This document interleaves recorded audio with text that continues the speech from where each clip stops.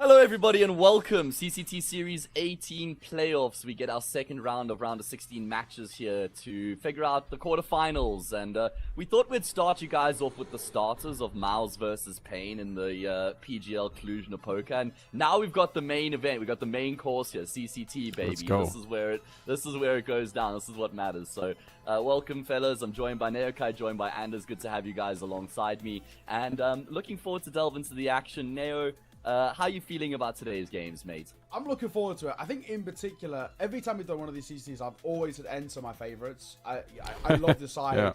You know, even though they're yet to kind of go the full distance, I really feel like there's a lot to like with this ENCE roster. And I think what I'm looking at here is, can they prove themselves? But on the flip side, you've got this Na'Vi Junior team who are super interesting. A lot of young talent, some of which have been touted by some of the best in the world, i.e. Maazi. And I think I'm wondering... This is, I think, a perfect litmus test for Na'Vi Junior. What level are we actually at? I think ENCE like the gatekeepers of Tier 1 right now. The top end of Tier 2.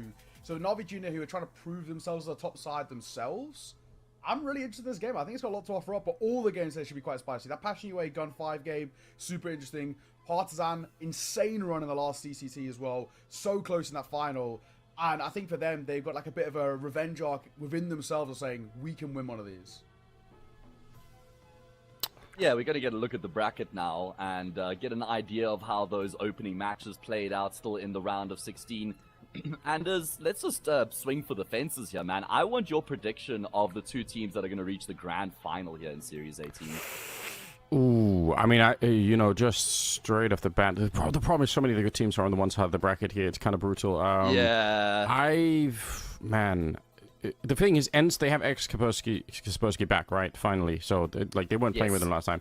So I am going to pick ENCE on the one side for the grand final, and then on the other side though, it is kind of tricky to be honest. Actually, right now I'm gonna go with Bait. I think they are an up and coming team. I have to also mention the fact that Fnatic. I'm so curious. I actually watched that game yesterday against Eklot, and I must say, like, Fnatic is a brutal team to watch right now. I just can't even understand what's happening anymore.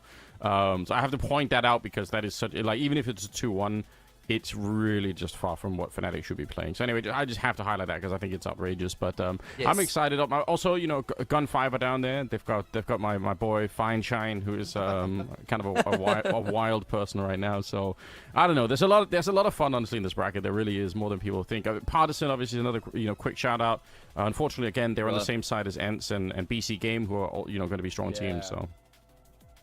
Yeah, I think BC Game are in some really good form at the moment, man. They've just there's some sort of a switch that's been flicked, and they are a dangerous team.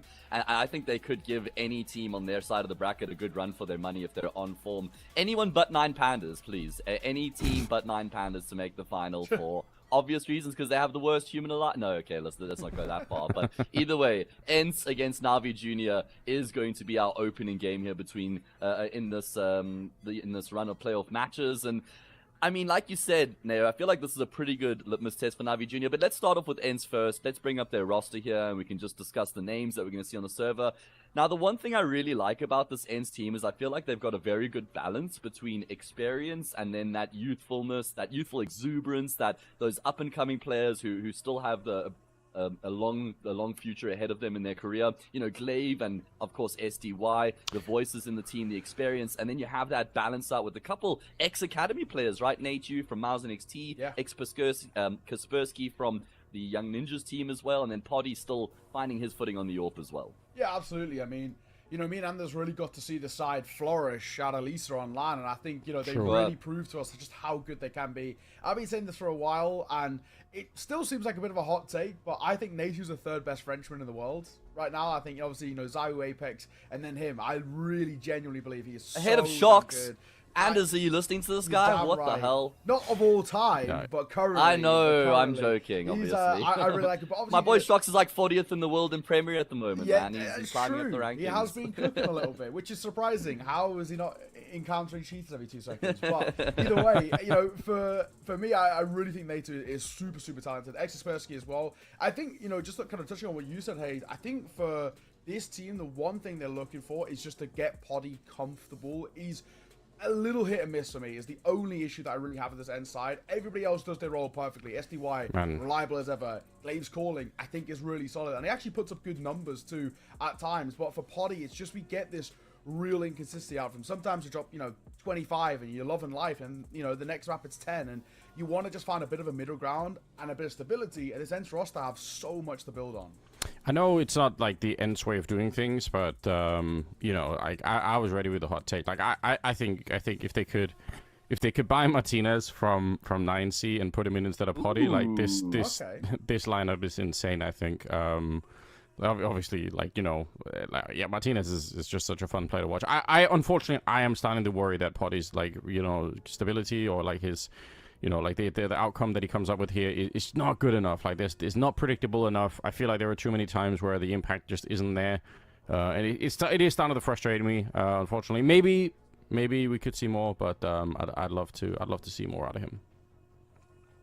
Okay, well, we're going to have a look at the Na'Vi Junior roster now, who have kind of taken the world by storm, at least as far as Tier 2 goes, in the past 6 months. They've really come together in a big way. Of course, Maazi is the name on everybody's lips right now. He's just been performing incredibly. I feel like there's maybe been like a slight dip in form from him over the past month or so. Could just be the new year. You know, these things are going to happen. There'll be ebbs, there'll be flows. One of my favorite parts of this roster, and I don't know if he actually gets a lot of attention, is actually Kribeni, the IGL. He's a fragging IGL, and he does really well in the mechanical department. He seems to always keep his composure. The one thing I want you guys to keep an eye on with this roster, though, is just I've noticed a lack of discipline, and generally that is synonymous with academy teams, just because they don't have that experience, and they do just want to run riot and run rampant and click on heads, but it's something that does tend to cost them advantageous positions now. Yeah, agreed. I think this, yeah, like you mentioned, it's synonymous with all these young sides. They just are so individually talented that, you know, discipline is something you learn through time and experience, and that's, you know, unfortunately being the case with a few of these. But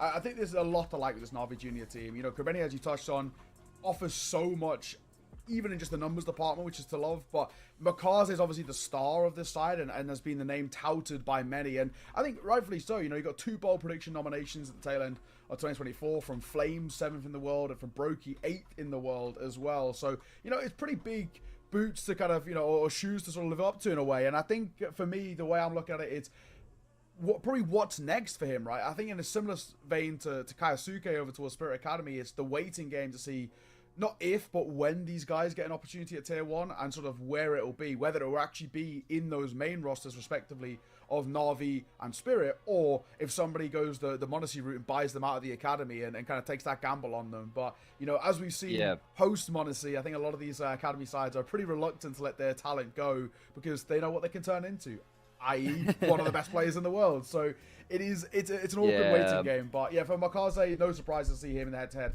SDY, I think it's a fair kind of comparison here as well. I think numbers-wise, he's actually unbelievably important towards his end style, especially in the positions he plays. He's actually always just in the middle of the pack, and they need him to shine.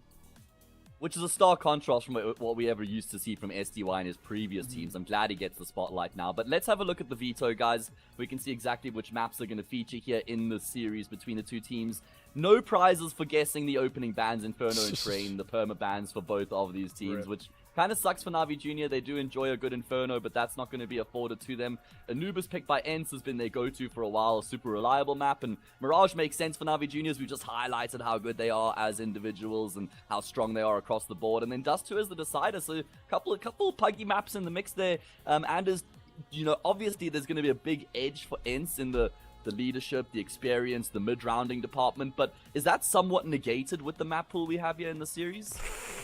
No, I don't really think so. I still think I think leadership will go a really long way. But yeah, it is obviously going to be really fun. I thought, you know, Dust 2 is a decider in this case. I think it will be an interesting matchup. It is one of those things where you know obviously you can let loose a little bit more depending on who you're playing against. Although I actually think ENCE is one of the teams that does they do have a lot more thought going into it on the CT side. So I think this is a great selection. I'm going to repeat what I always say whenever people pick Anubis, which is it can be scary because you start on the CT side and sometimes you just cannot get it off the ground. We've seen it over and over again. So, you know, it's a fine map, but I just... That's the new thing that I'm looking out for. I see so many teams pick into it. We know they're good on it, like they have the stats on it, but then they lose, you know, the pistol round, they lose the first gun round, and they never recover and they lose the map anyway. So, we'll see what happens. Yeah. It can be brutal. I was really hoping we would get a Train so we could just get a throwback to Anders casting Glaive on Train.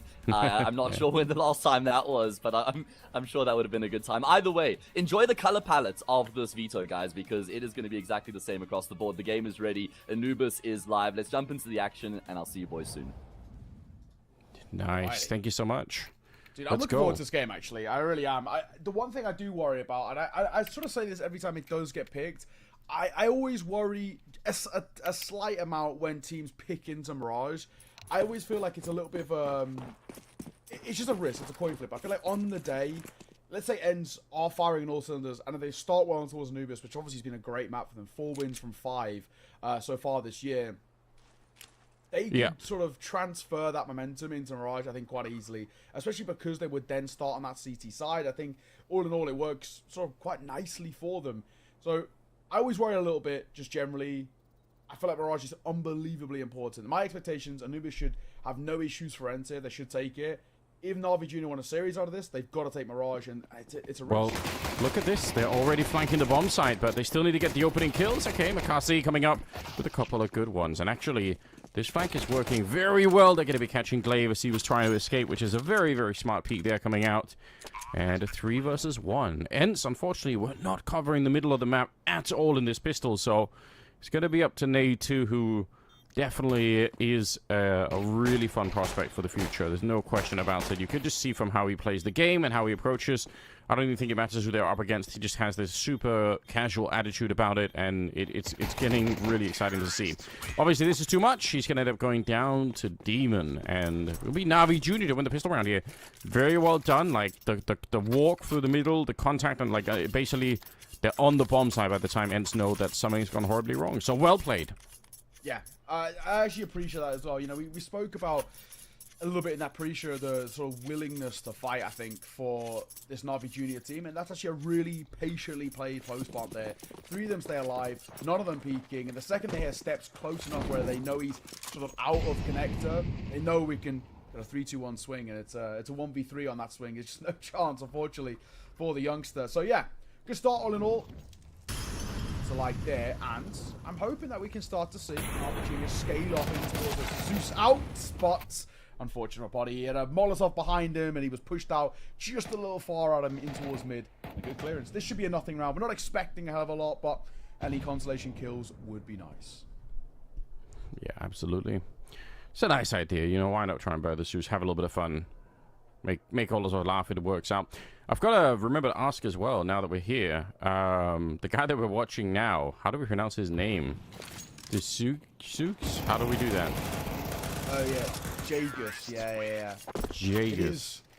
I originally was calling him Zooks, right? Like, similar to that, but then somebody did tell me it's Jagus. It is awkward, though, when you see some of these names and, you know, there's no kind of easy way to kind of break it down phonetically. So you gotta basically just gotta ask, I guess. So someone will know someone. Yeah, well, okay, Jagus. That's good to know. Yeah, you never wanna butcher it too much if you can avoid it. So I appreciate that. Now, what is this? 5 MP9s and 5 smokes. ENCE trying something interesting. This is what I like to call the Furia buy. Furia are the first teams to actually start doing this investment, and I think this is the way you should play early rounds of the CT side. Back-to-back MP9 buys. Even if you lose here, you can buy in towards the MP9s again, but because it's a bonus buy on the other side of Navi Jr., you know you're going to have a bit of a chance here with these very, very strong SMGs. And it's something that Furia have been doing.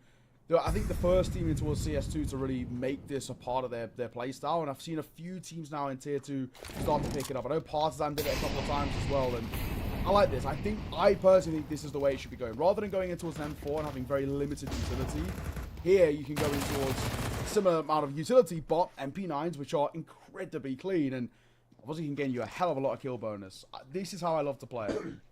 It's very interesting, right? Because I guess also the advantage is that if you lose this round, you're just back doing the same for the next round, really, and you can kind of keep the pressure on for a lot of it. So, very, very interesting. You know that this is something that we don't necessarily see too often. I think I've seen it a couple of times at a Tier 1 level, but not very often. So maybe ENCE can show us the way here. They're going to be pushing on to the B bomb site, and all right, it's an early kill there. STY comes back into it, and actually the flank is very quick here. Glaive, it's perfectly played. He gets the last one too. It's fantastic work, and the MP9 is absolutely justified. And even better, you get to upgrade into Galil's and 1 AK. How sick is that? Yeah, I love this buy. I think for me, that is how every team should be playing it, especially on maps like Anubis, where it's a lot of close quarters angles, a lot of these close range fights, which I think just always benefit the fast-firing SMG of that MP9. So, really well done, Glaive. Nice little fade away on that third as well. Good to see him putting up the numbers, but love that buy. Always seems to be really, really strong. And it just keeps that CT economy really in check. A similar thing here where, yes, there's quite a few Galils coming through, but an upgrade of 1 AK and then 4 is nice, and 8 freezing of a kill there for Glaive. Gets 1 and gets out, which in itself is already massive. There is a carpet play. He does slightly get caught there in the corner. He was in 2 minds. Do I fall fully back or do I stay committed? And unfortunately, in his indecisiveness, he gets caught in the corner there trying to jump up on that ledge, and it'll cost him his life. Yeah, not the best way to get started, but at least it's an even trade here. So they are slowly just walking their way onto the A-bomb site, which right now is actually perfect. There's a pure contact play. Nate2's going to be dead. Wow. It's the fact that he even survives the first engagement there is a little bit fortunate, but the round is already dead here. So nothing that ENCE could do about it. Navi Jr. It's, you know, potentially risky, but the smart thing about doing that kind of contact play in a round like this is you know there's not going to be an AWP on the other side. Which obviously is the massive risk when you're just walking the corners, is if there is an AWP on the high ground, you're going to get blown up. So, nice timing to throw that one in. We've got to appreciate it. And, yeah, that Kaspersky is getting closer. I don't even know why. I feel like this is not worth it. Yeah, the only time it would have been worth it is if Poddy was committed through main as well, because then he could play off the trade, but he wasn't. He never really committed to fighting there. And they're not even going to exit in this direction, so that'll make matters all the more worse. We'll be Navi Jr. up to a third. But again, with that MP9 buy in the second round, that comes, or in the third round, I say that comes through, it puts you in a spot now where you can just reinvest in towards this next one, no issues. We can even get an AWP out as well for Poddy if that's something he wants to wield. I'm assuming he's going to get dropped on over to SDY 7k for him. So, here we go. AWP in play. and falls alongside it. The one Galil wielded by Glaive. So this is where, as a whole, you keep that CT economy flourishing a little bit. Your first kind of true full gun round, so to say, that comes through with the big investments is in towards round number 5, but you're still keeping the pressure on a little bit. It's still the same thing where for RV Junior, they lose this next round, especially if they don't get a bomb plant. They're actually financially broken. As long as probably at least 3 people go down, it's a big round for ENCE. This could swing the momentum massively in their favor. Basically, should give them the ability to tie this game up. Oh, the Molotov's thrown, and Maazi just running it down. Oh my god. This is way too quick. What an execute. Man, I doubt he'd be around to just go back and look at. I think, how many Molotovs did they throw at the end of it? Like, through the smoke as well. They just knew all the lineups. That's just very, very cool. Like, Navi Jr. are showing a lot of really great stuff. And, yeah, even getting rid of the last couple of rifles here. This is such a powerful beginning. It's kind of trending towards the thing that I keep warning about, which is you pick into Anubis and you have a terrible first half, and could happen again. It's true.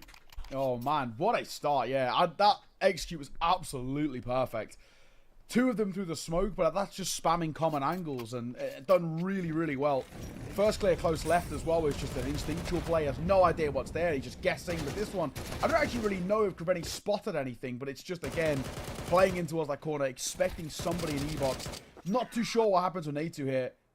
There was a freebie given over, and he somehow lost his lines a little bit, so they're a little giving over more. And, you know, a really good start from Maazi, once again showing individually how good he is, why he's got all these bold prediction nominations, why he is this sort of young star that sort of everybody's looking at.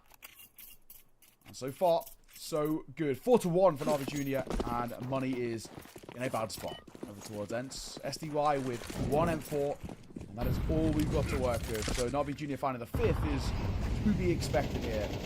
Kaspersky, though, he's got a Alright. So we'll see what he can do with the RA.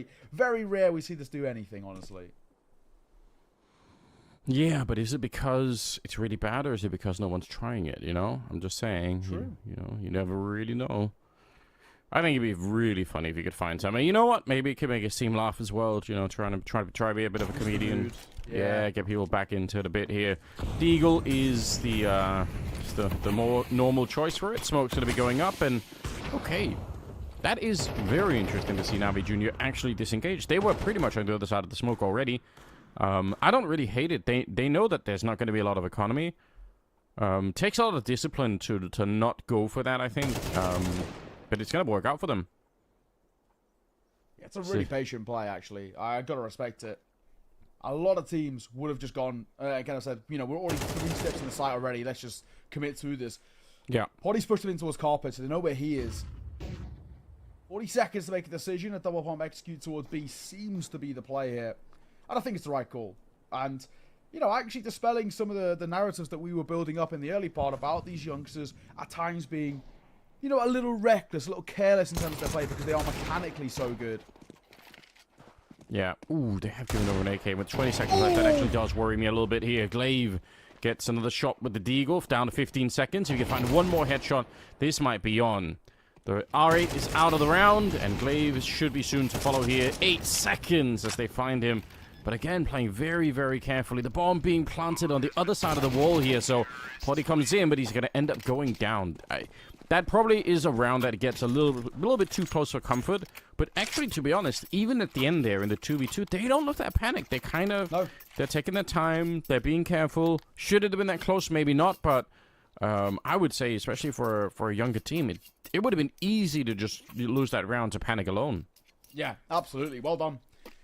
I've got to give, you know, credit where it's due to Unk.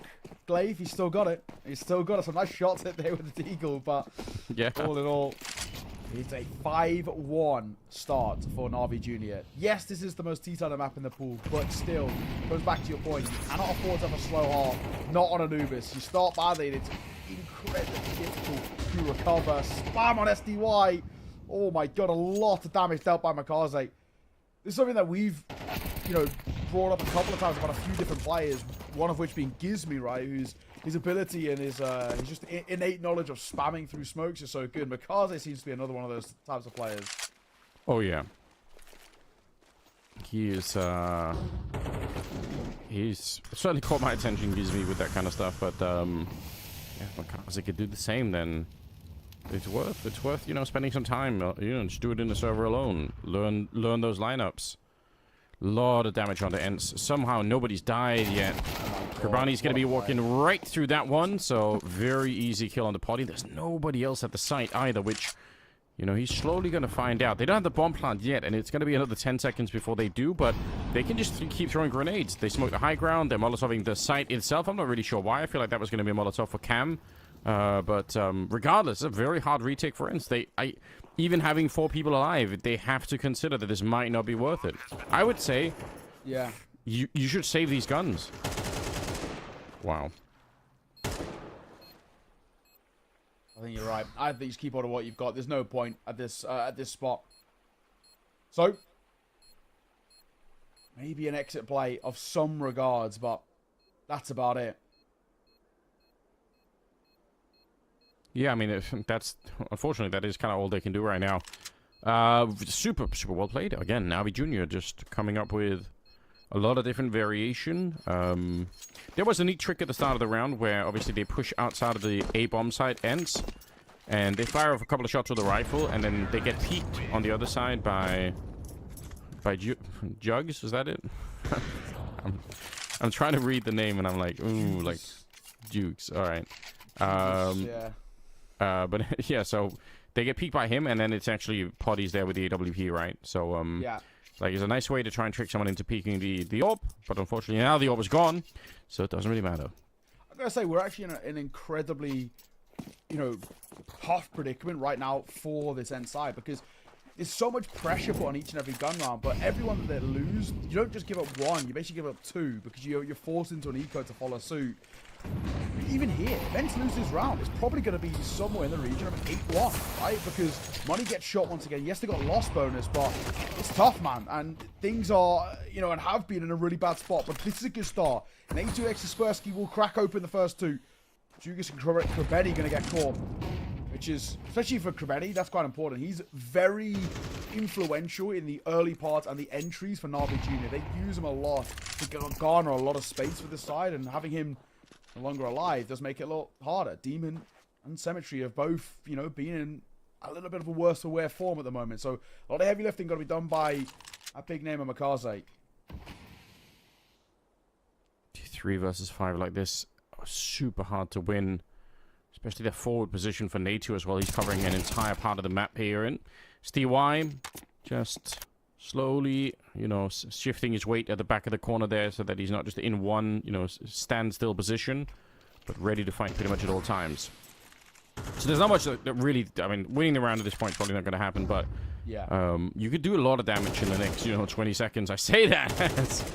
Kaspersky comes up with a very nice line there. So just leaving Demon. But I will still say this, you know, a couple of kills here could go a really, really long way. Be a huge benefit to ENCE if they get out of this round with 5 people alive.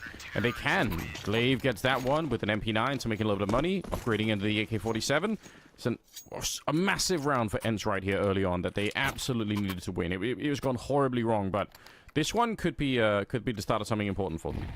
Yeah, it very much sort of can be recoverable, I think is the main thing, right? When we look at how MR12 works as a whole, and if they can start putting pressure on towards Navi Jr., even getting anywhere, I mean, honestly, in the region like 4 rounds, I know it's not great, but this is still a T-sided map, and 4 rounds is so recoverable these days in MR12. You get a pistol and a force buy, and that's it, right? You're already tied square. So for ENCE, I think it was one of those things, just maybe taking a little bit of extra time to wake up in towards the server, and probably wake up quite literally this early morning, but slowly but surely starting to showcase that they've got a few nice ideas up their sleeve. So a good second round from them. The youngsters stepping up in a big way there. Let's just see if we can chain a couple back-to-back, put that pressure on Navi Jr., start to prove why you are the favourites coming in towards this matchup. Yeah, absolutely important. Kaspersky's pushing out. I love this aggressive move. It's a bit risky, but it's also very, very hard for the T side to even see that it's coming. So, he's missed his opportunity there. They lose SDY, and Kaspersky, where's the kill? I feel like at least one, maybe even a double, but maybe he got peeked by Krabani right at the same time. I'm not really sure, but That's a bit shocking. Potty in the right place at the right time, and luckily had the scope already up, so he is going to be able to take the kill in return. So back into a 4 versus 4, but sort of a wacky round to begin with already. We'll see if Na'Vi Jr. can find their way back out of this one, because it's got to feel weird when there's a CT player already. You can see how they're still covering basically from the T-spawn position here, just trying to make sure no one's sneaking up behind them. So, moving the way forward. Under a minute to work with. So far, it's Natu anchoring towards A. Potty's got to hit a shot here, but again, the smoke down's not going to help, and he actually doesn't really do enough to stop them moving in towards the site. He's left Natu on a bit of an island. That Molotov's going to come down a little earlier, but he was so trained on the angle that it was too little too late. Once again, for ENCE, I think you're safe here. I don't actually think it's worth giving this one a go. Keep hold of what we've got. I know we've got money left over in reserves, but this is an incredibly difficult retake to work with. They're gonna try and do it with the kit and the smoke. I think it's they're hoping. I'm actually surprised they're going this early. My thinking would be that they're gonna try and do this in the last 10 seconds of the round. Just rush in there. Demons being completely unprotected. I think Na'Vi Jr. might have thought this wasn't gonna be a round either. Symmetry showing up. That's actually very nicely done. Okay, so it's gonna work out anyway. Man, I'm confused on a bunch of different levels here. I feel like ENCE would have had such a good chance of essentially ninja defusing this round by just pretending like they weren't going to go for it. Just wait around back here, and then let Glaive throw the smoke, let Potty dive down and defuse the bomb. I think it's way more doable than this here bomb site that people give it credit for. And Na'Vi Jr. were already really far away, so there's a good chance I think that could have worked. But here we are. ENCE kind of going for it. They didn't lose everything, but they are still in trouble here. 7-2 scoreline going into round number 10. Oh, well. This is a beautiful display from Na'Vi Jr. generally. And being so on their opponent's map pick, it's really starting to make us feel a little worried about the series. With Mirage coming up next, now crisp Na'Vi Jr. looking right now. This could spell some bad times potentially. Big nade to crack things open as well. SPY down to 50, but hopefully shot from Potty's good. Good trade from Serenity. Looks for a second, but over fights as well as Natu will trade. Felt like A presence was that priority there, but immediately gets shut down, and another tag that comes through. 4 versus 3, but a lot of damage dealt across the board to ENCE.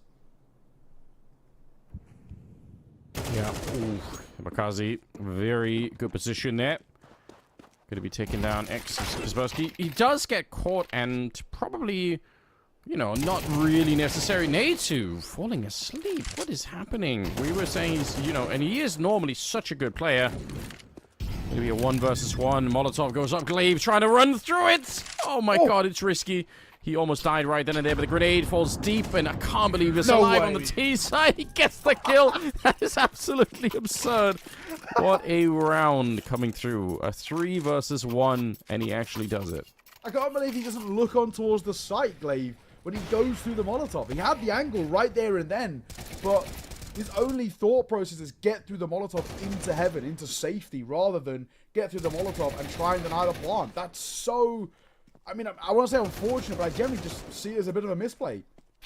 Really well done, though, from Jugas again, though. That's a big 1v3 to hit for him to win in that sort of fashion.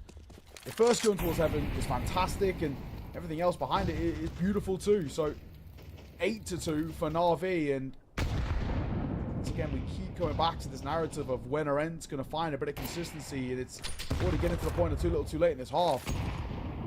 4 rounds is the best they can get, and it does still feel unlikely. And they lose this round here too, and especially if they can't save anything, rebuying back in towards the next is once again just a little awkward. There won't be an AWP, that's for sure. Unless Glaive can maybe drop one over and then take a bit of a hit himself. But then somebody's got to take a hit in terms of not having that much utility. Do you want that on the CT side? Probably not. So, awkward spot. Eamon is in the Molotov there. He's just trying to find a corner where he's safe. But now he's a known quantity.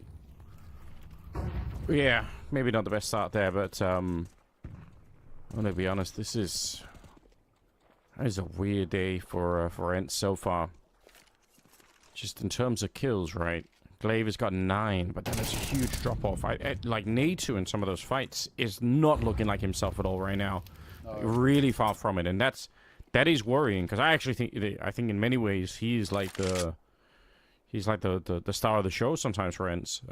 Like, so reliable in getting kills round for round. So, kind of showing to see. All right, a little bit of a lineup here. We're back to another one of these rounds for ENCE where they're just absolutely cleaning it up. So that's good, but they need more than 2 or 3 rounds in this first half, I think. 4, I'm happy to have a conversation again. It could be really interesting, but I think it has to be the last couple of rounds here in their favor. So yeah, this one is good. I think they need the next one too.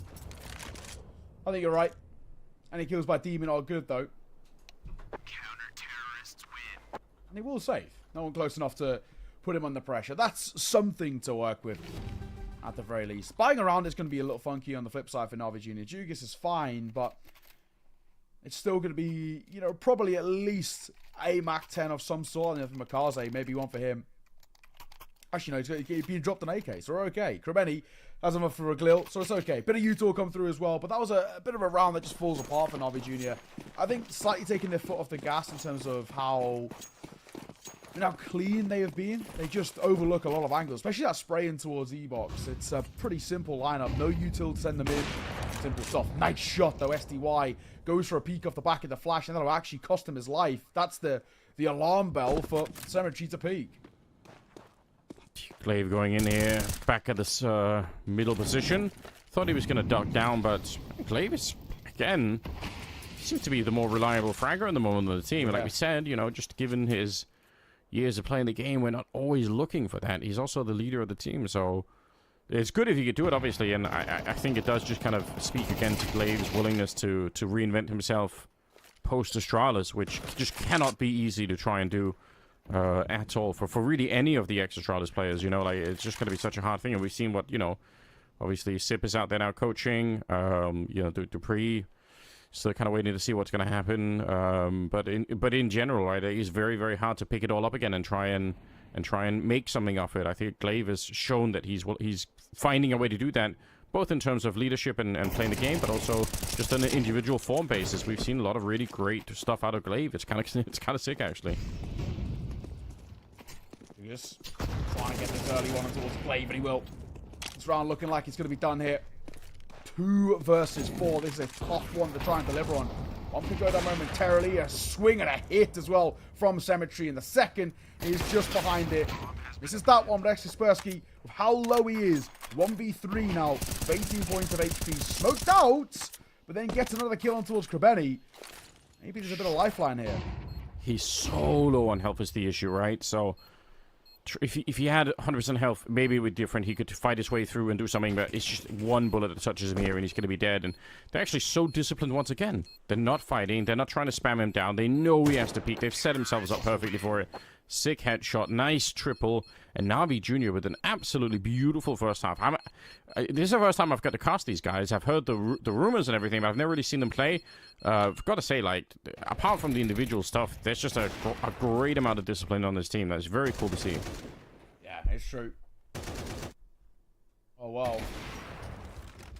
For Na'Vi Jr., the position that they're in right now, it's not an unlosable performance, but it's pretty close. I mean, this is now just putting us into kind of a position where, for ENCE, we have to worry about them on the flip side. You know, that Mirage coming up next with how good that T side was there from Na'Vi Jr. On a map like Mirage, which obviously everybody knows, and they're so mechanically on point at the moment too. What they like, they want to fight here. They really back themselves, and it'll work for the first. The second, however, of Juga is just going to get out of there. Gets one and dips away, but he does take a tag before falling back. Going to be very, very hard to hold on to this bomb site. At least they don't have too many nades because it's a pistol round, so maybe he's going to get straight dead from that. Oh, it does land in front. I can't believe he still lives. Maazi comes through with a headshot. The bomb is planted, but how did he live through that grenade? I don't even know how. Nade to run straight into Krabani's face and just take him down. They do not have a kit at the moment, so it's going to be a very, very long defuse here. Smoke for main, though. He's going to put all the pressure on. They know that Nature's back here, but only for a second. He's going to be dead. It's through the smoke, and it's Maazi to go down next, and no one's even attempted to tap that bomb yet. They've got to find Potty now. They're trying to see if they could do it in Cemetery. He wants to hold him back. He's got a couple of bullets left, but... Oh, does he have time for it? No, I don't think he does. What a shame. Nice triple for Cemetery, but unfortunately, getting the shot on that defuser was everything they needed. So, important round for ENCE. Yeah, well done. It's Potty there just right at the end. That dive through the smoke. It's a bit of a last chance for Raw, but it gets him off the bomb. So, super, super well done. Potentially, which is not normally how you play it, but potentially if you had the higher HP player on the bomb, it could have worked out because he's coming through that smoke. All you needed was one shot, but, I mean, that's just something you can say with hindsight.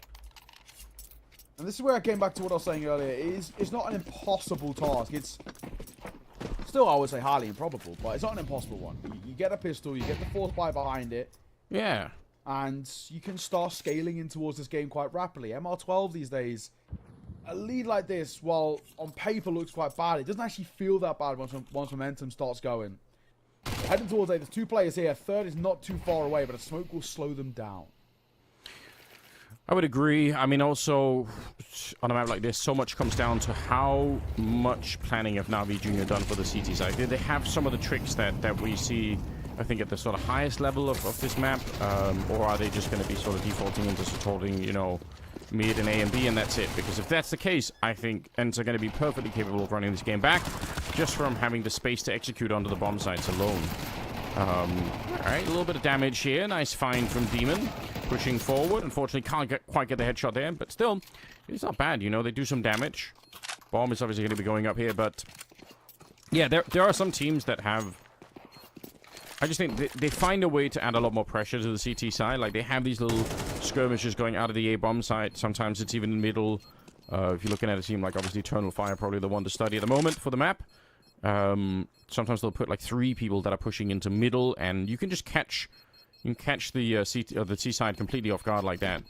Close with the MP9. Gotta be careful here, but it's kind of nice, you know. He gets another kill, makes it more expensive, and makes some more money for himself. Yeah, that's what you can get.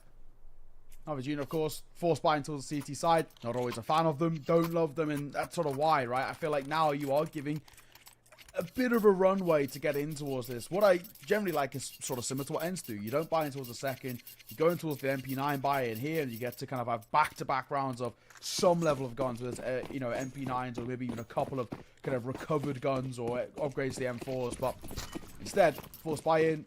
Now that one, no buy here, so it should be a 9-6. Once again, game is right back on. We've got what is about to be all 5 pistols over towards A. They gamble stacking this. And the bomb is loosely in this direction, but they've got very good in routes towards B very immediately. And I'm sure probably momentarily Glazer's going to call for somebody to pick that bomb up and bring it over towards B. Yeah, especially now that they hear all the footsteps out here. How much do you want to fight for this? Okay, they are going to double down. Yeah, not too bad. They don't give anything up. AKs get a chance to get warmed up a little bit, and it's a very quick round. We appreciate that. Let's get into it here. Na'Vi Jr. now back with some more rifles. It's going to be including an AWP there, so they should have a chance to answer back. But like we've been saying, the problem is at a 9-6 scoreline, if they lose this round, things can go south really, really quickly. So I actually think I would say definitely already ENCE are... You know, they're past, like, the worrying point. They're probably thinking, okay, yeah, you know, win one more round and we're going to be fine. That's that. 3-round game. A moment for conversation before getting back underway. But this first full buy for Na'Vi Jr., incredibly important. All been played for Cemetery. Rifles across the board as well. This one has to stick. And considering it's a bonus buy for ENCE, it's a good chance to do so. But on the flip side, if ENCE are able to convert this, I mean, we're talking about that lead going down to basically about 1. So, not quite now or never for Na'Vi Jr., but it kind of feels like it with this buy. Fast bang in. They're going to send that Mach 10 going forward. Cemetery holding on the edge of the E-box smoke with a pop flash. Will try and push him off the angle, but it doesn't affect them that well. Wow. As Krebeni delivers for a double. And already Na'Vi Jr.'s first gun round as effective as all of them in towards that first half. Yeah, I think the luxury here is if you can pick up one of these really early rounds, you know, you're not getting into this long tug of war with ENCE. If you're going to steal away their map pick and you know, kind of maybe upset the situation a bit, you know, getting it done really early is just very nice. Because, again, a team like ENCE, presumably the deeper it goes, the closer we get to all 24 rounds, the more they're going to feel a little bit more comfortable and start to sort of feel like, okay, you know, we have the experience to deal with this kind of long game. It's an A2 in the middle, and he gets taken down by Demon again. It's kind of a weird... You know, it's not terrible for Nate. He's got 9 kills, so he's not completely disappeared. Maybe we just expect more out of him, you know? Okay. Yeah, 10 to 6. Here we go. 4 rounds, right? I mean, it's already now back to that relatively comfortable breathing room for Na'Vi Jr. You're rounds away from taking your opponent's map pick, heading in towards Mirage with all the confidence you need as well. So, tough times. And I think the worry that I'm sort of set in stone now is just about for ENCE even a little late to get online. SDY opens things up with a lovely shot towards Demon. They needed that. They need somebody to take this game at the scruff of his neck a little bit. It might just be SDY, but Maazi will trade. Down he goes through the smoke from the spam of Kaspersky. The numbers kept favorable for ENCE, but even still, they don't really have that much information of what the setups are like for the remaining 3. Yeah. On the plus side, they have a lot of time to try and figure that out. See, it looks like they want to take some control of this A main position. The question is, can they get past the AWP? They're going to be peeking into it, and I think that bullet went right between his legs, actually. That was kind of a funky way to do it. Going to be 1 kill there, but instantly traded out, so no problems at all here. That's a shame, because if they get that first kill defending, it might have been a chance for a round there. I'm not sure if ENCE can easily break through if the AWP falls away and it's back into a 3v3. So, yeah, that's unfortunate. But for ENCE, it's another pathway back into the game at a 10 to 7 scoreline. They're going to be quite happy with it. With any X's would be nice, but even that feels pretty unlikely. There is a late lurk happening. Especially, he's normally pretty good at these as well. He always seems to have a pretty good idea, and it's once again reinstilled. His lurking prowess is so valuable towards ENCE. He does that a lot. I think a map in which we've seen him do it quite well on, you know, in the past. Ancient is another one that I've seen him do it quite well on. It just seems to be a map for them which always brings a fairly decent amount of success. And even one of the few times I caught him not even that long ago on Nuke, similar sort of vein. And that was against 9 off the top of my head. And his just late lurks in these T sides gain so much value. 3-round game once again, but it's still Na'Vi Jr. 3 rounds away, taking their opponent's map pick. So while ENCE are recovering and they are getting into this game, they're by no means in a comfortable spot. Only spoken towards E-Box 2. SDY slightly indecisive about what he actually wants to do around here as well. Yeah. It's only the 1 rifle and an MP9. It shouldn't be that scary of a buy to dispose Kaspersky on the spam. Wow. He knows his angles, isn't he? You know, he's taking a leaf out of his book. It's so wild to see that, isn't it? Rifle's been picked up again. I think they're going to be fine here. Body's got some backup, and they're going to be finding Demon at the end too. So, yeah, super easy round. Nobody even dies on the end side. Slowly walking it back at the moment here. Again, this is obviously, you know, they pick the map, so you want to believe that ENCE have the structure and the confidence to not get too panicked. But I mean, for Na'Vi Jr. though, on the other side, it's a 10 to 8 scoreline, and this is an insanely losable game right now for them. It's like all it takes is a couple of more losses in the rifle rounds, and they're going to be out of runway here. Now they do have something to work with. So M4's the AWP back, and we'll see if they can summon another round like they had earlier, where they basically just won 3 opening fights. That is definitely a way to do it here. Demon, is he going to get flashed through? It looks like they will. Yeah, Maazi as well joining him. Probably is a chance to just kill Kaspersky there. I feel like with 2 M4s, that the time to kill there should have been a lot lower, but yeah, I guess they missed a bit of the spray to begin with, so unfortunate. So down. Position here, playing anti. I like this shoulder. Spotted! Oh my god, for a moment. That was nearly really awkward. Because he wants to fight.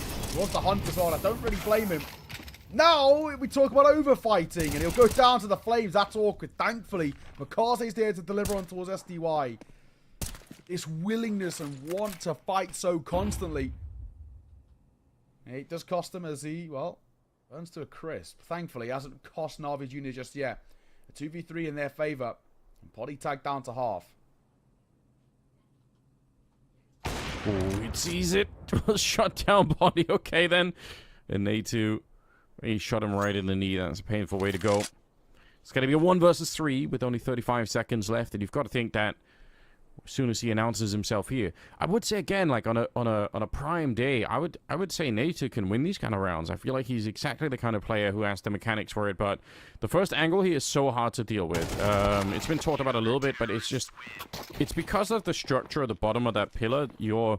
You're just always going to be seen from a weird angle, and anyone holding that connector position is going to be at a bit of an advantage. So he even knew about it, and he was ready to fight, but still didn't really matter. 11-8, and into round number 20. Navi Jr. 3 rounds away from causing a bit of an upset. It would be a big map to scalp as well, because we were looking at this Veto, and on paper, and for ENCE, 4 wins from 5 so far this year, it has been a really good map for them. And for Navi Jr., it's most definitely had its ups and downs, but my God, they've looked good. SDY wants to be that entry man, but it'll cost him his life. Maazi happy to take that fight.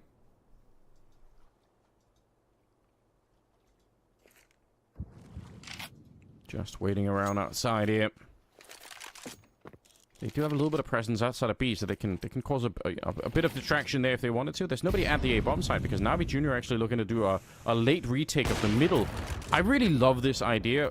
Unfortunately, it's going to backfire a little bit on them, but it's such a sick plan because there's no way that ENCE, if they would have been just a little bit off on the timing there, they just can't read what's happening in that round. So you could always say, should they do it in a 4-on-5 where they sort of have the opening? I don't know, but in a way that actually makes it even more unpredictable. So kind of fun to see. Shame that it didn't work out so far. 55 seconds left, and actually they do get spotted trying to get into the site here. A run and gun with the M4, but I mean, you can kind of get away with it. At least they have the site ENCE. We'll see if they can actually get the bomb planted here. It's going to be a free kill coming through the middle. Cemetery is not ready for it. And they're in some trouble here. Again, Navi Jr. 3 versus 4, but with Maazi already being this low, you got to think it might be worth it to save here. Might not be giving that luxury. Hang on, though. 3 versus 3. They can just get 1 kill to start things off. That maybe would have opened things up. If somebody ever peeks in towards Jugas, then potentially, but... Again, I would say just do this in the last seconds. You've got the kit. Yeah. Like, just wait. You don't have to... What is the purpose of fighting early? Just wait until some of them are running away. You can actually see already... I think Kaspersky, he's so far, he's never going to be able to help. So right now, this is a 2-on-3. They're running back into it now. He's still so far away. There's Veto going down. It's all Enclave. If he dies, the round is over. Oh, what are they doing? All right, they're back trying to defuse. I can't believe it. They must have forgot themselves. They thought, oh, there's going to be another guy here. Oh! They could have won this round. Oh, Why my did they God. not get on it? Why? The comms must have been so cluttered there. There was definitely confusion because you could see the second they get that kill, the second kill on towards the main player, 2 of them pull away, and the third is so far away already that they're calling for the save. I think they forget. I honestly think they forget they have a kit. I think that's got to be it. They genuinely forget that jumping down, he has that kit. That's such an unfortunate way for that round to fall apart because it was actually a freebie in a way. It was a gimme, and it's a bad one to lose. It could actually be a lifeline extended back over towards ENCE. Credit where it's due, actually. I mean, for Navi Jr. giving that a go, it's just those small, I mean, microsecond mistakes like that can cost you a round, and it's a huge sigh of relief. It's so unfortunate here. Yeah, Jugas. I actually think Jugas just forgets he has the kit, genuinely. Yeah, that might very well be it.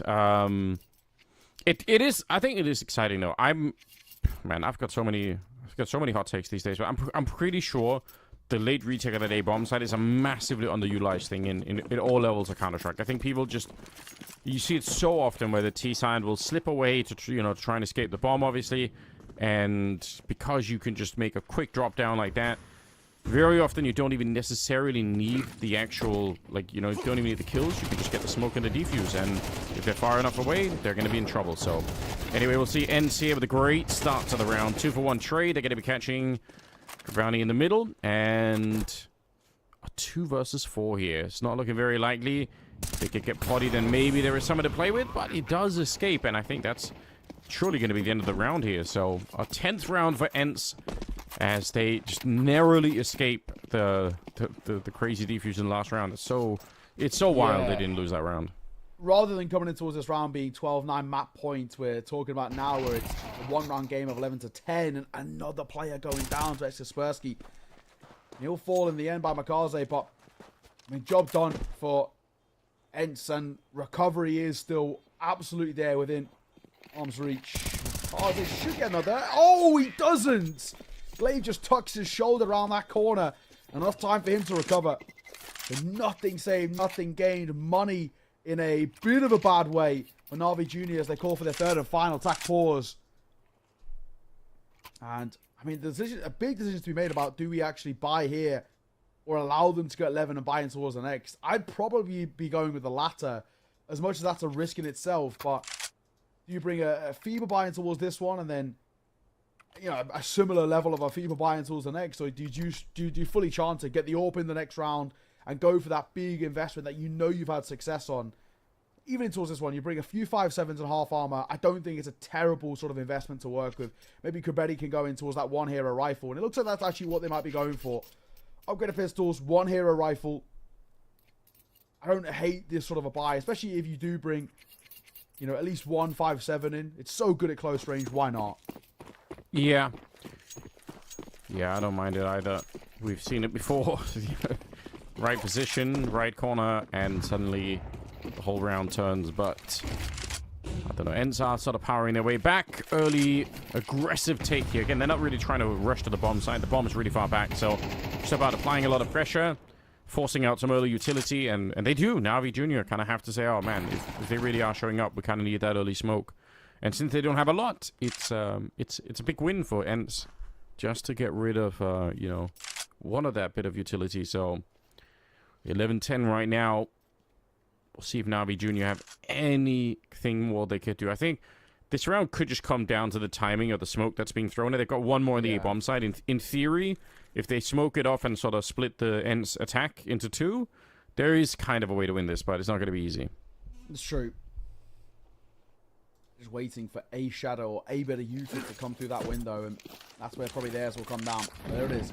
Smoke down. Molotov should clear out this backside here. Dead cemetery. Can't really do too much about that, but there's still two players and a third rotating over. There's a big flank brewing here as well. Keep an eye on that mini-map. That could be everything.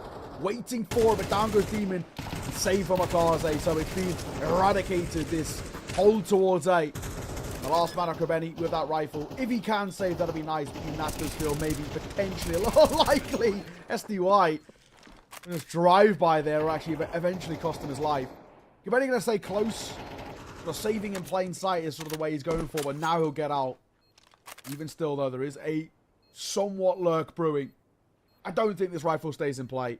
I think it's a worthwhile expedition to go looking for it too. Glaive will, but his life will make a difference. Potty there on the lurk as mentioned. We're all tied square.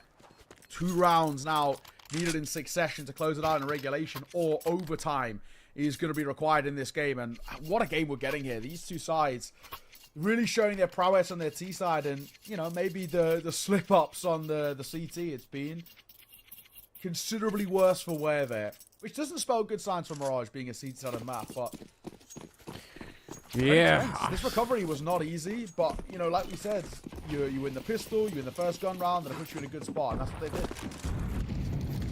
Yeah, I mean, it's a good job for ENCE to kind of keep their head in the game here throughout all of this. I've got to say, but Na'Vi Jr. did unfortunately, like, they had a couple of chances here to, you know, at least secure overtime.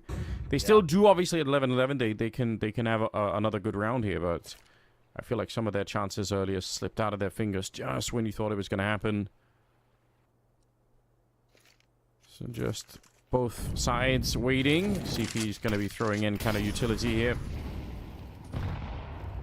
Okay, not too exciting. He's going to decide to fall back and just wait. I actually appreciate that. I feel like a lot of people end up throwing, especially incendiary grenades, just kind of randomly, where you know, you just do it on contact, but very often they don't really do anything. People either just walk past them, or maybe you could have used them later in the round. So glad to see them kind of be disciplined in that sense. Connector control being taken over here by ENCE, or at least they're angling for it. They haven't really quite done it yet. In Cemetery, if you got that kill, maybe it would have been on, but now this bomb site is under attack already. Nade2's going to get one. They're not coming through on the other side. That's very curious. I thought ENCE were already going to be pushing through the smoke there. They finally will. It's Maazi on his own fighting almost a little bit too much. You're going to be careful. It's a 2v3. Just wait for the teammates. Who cares if they plant the bomb? That's not really a big deal. Poddy's locked in this corner, and he's going to be dead every single time. Doesn't really matter how he gets out of that one. It's very well done. Maazi with 3 kills, and I'm glad he didn't stay fighting that. Even through the smoke, like, it's not worth it. Just wait for the teammates. He's recovered. North as well. Kept alive. It's Na'Vi Junior map point. They finally got it. I mean, they should have got it, what, 3 rounds ago on that defuse. And fine lines and margins, of course, was ultimately the thing. But got here in the end. ENCE is now recovering towards overtime, which even in itself, getting towards overtime is still quite respectable, considering the run they've had to do to get here. But Na'Vi Junior, a couple of tricks up their sleeve, and we are seeing some really nice moments from these individuals. Maazi, no surprise there, but Kobeni, another guy that should have highlighted this ranking IGL, who can bring a lot to the table and continues to look really, really good. 12-11. Now or never for ENCE on their map pick. Pushes towards overtime, you have a really, really good chance. Just bring the playing field back level. Smoke will be blocked there. I don't know how much of a difference it's really going to make, but there's a tiny gap to work with for Cemetery if he wants to play out in the open. The only issue is, though, it's so prone to flashbangs coming over, so he'd be exposed regardless. Yeah, definitely got to be worried. It's kind of all or nothing here for Na'Vi Junior. Again, goes into overtime. I might have to favor ENCE once more. We'll see if this one can find a better end for Na'Vi Junior. There are 3 people at the bomb site, and that's really cool. The only downside here is that it does leave middle wide open. I think ENCE are getting it. Yeah, I think the fact that that's that open, they kind of feel like maybe we can put some pressure on that B bomb site instead. I do like the retake of main right now for Na'Vi Junior. If they realize that, okay, they're gonna smoke it off, so that deep smoke is. It's fine, it blocks off ENCE, but ENCE aren't there, so really all it does is stop the information for the CT side. It's going to be down to this 2-man defense, really. If they want to win the map, it's going to be right now. Demon and Maazi, good start to them, and what the swing out here for Demon. Getting one more, and it's absolutely beautiful. That's a 2-on-5 defense, because the A bomb site was just so far away here. SDY is going to go down, and that will be the map going to Na'Vi Junior in spectacular fashion. That's very well done. Yeah, really, really well played. I think in the end, at certain periods in this game, Na'Vi Junior were untouchable, especially that first half, and a bit of a recovery needed at the tail end just to keep that lead in their favor, but thankfully they did. So, you know, a map taken away, stealing your opponent's map pick in particular, it's massive for the series. Mirage coming up next, in particular, with how crisp Na'Vi Junior looked, they've put themselves in a really, really good spot. ENCE, I think it felt like a game of recovery and a game of actually just waking up, in all honesty. It took them a long time to really get comfortable. However, left it a little bit too little, too late. We're going to throw this one over towards Hayes. He's going to break down what a banger Anubis was.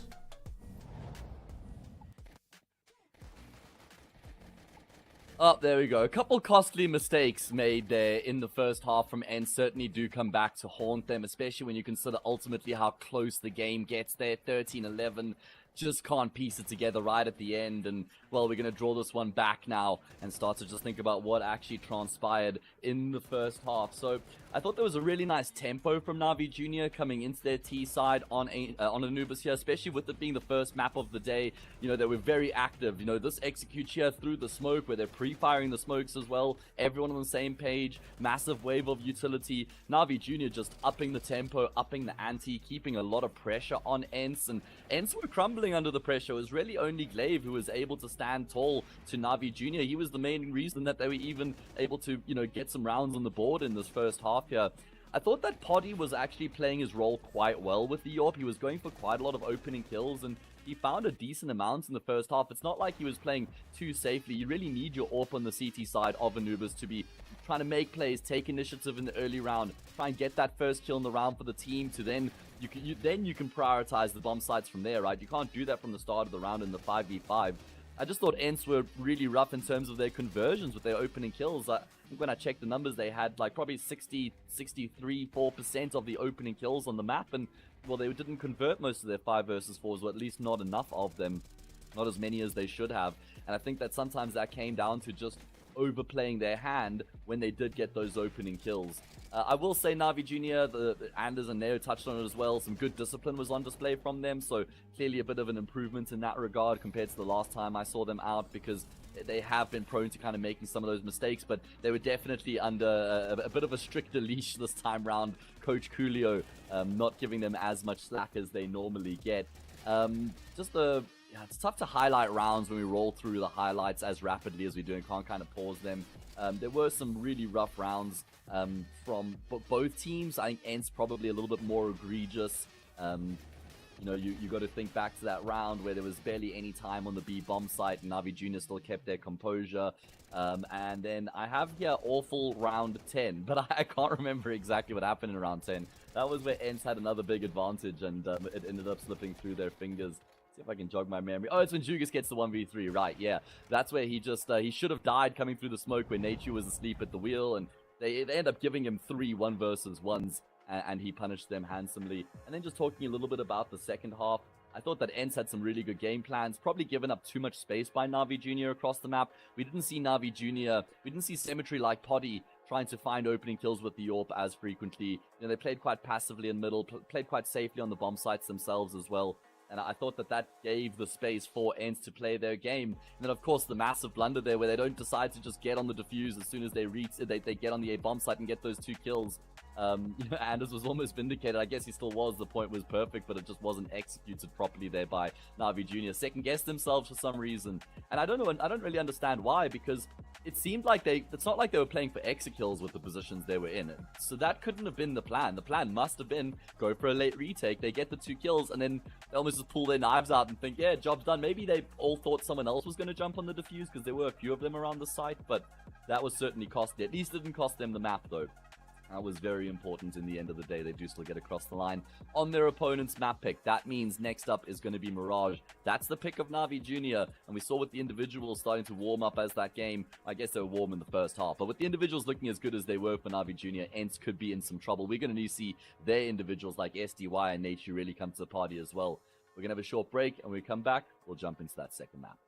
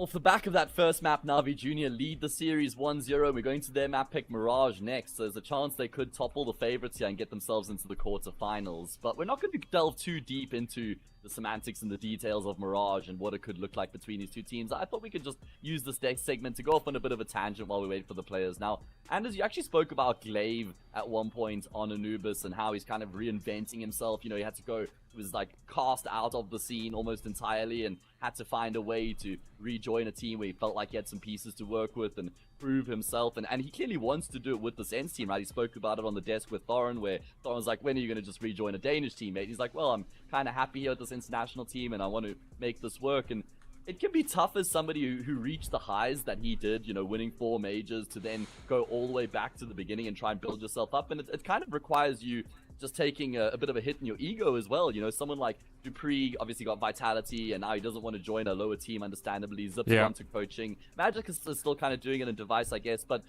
I really respect that Glaive has decided to actually make this decision, play with some young up-and-comers. I just wanted to explore that conversation a bit more. Yeah, I mean, I do think it's really fun. Like, it does, in my mind, it does sort of raise my level of respect for him quite a lot, because I think it's easy to just say, you know what, I've already won everything, who cares, like, and just kind of, you know, retire or do something else. So, like, and especially the way that he did it with ENCE, because remember, he was supposed to join with, like, the rest of the 9 squad, right? And then that kind of blew up, and then he had to rebuild with all of this stuff. Like, it can't have been easy. But I think they're playing really cool Counter-Strike. I mean, this was even like one of the worst, I would say, like versions of the ENCE team that we've seen. And it's still kind of okay. Like I think that there's a lot to offer here. So I respect it a lot. I think it's hard to do, but it's a fun project to follow, you know. What do you think, Neo?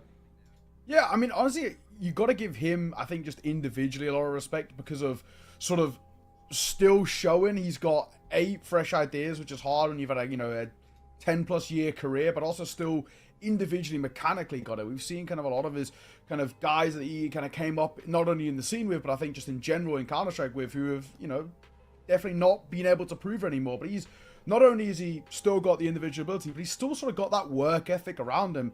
We all know about like these guys with the grind through tier 2. It's not easy, and I think it is actually, it's quite like a thankless thing in a way, because you pick up one loss here or there and it really can hurt your ranking quite a lot, and you have to make consistent deep runs. So I give a lot of credit to him, because he's no longer playing the, I wouldn't say that, you know, the glamorous like lands in a way. You know, he's not flying out to Melbourne or to, you know, Cluj or Cologne or whatever at the moment, at the very least.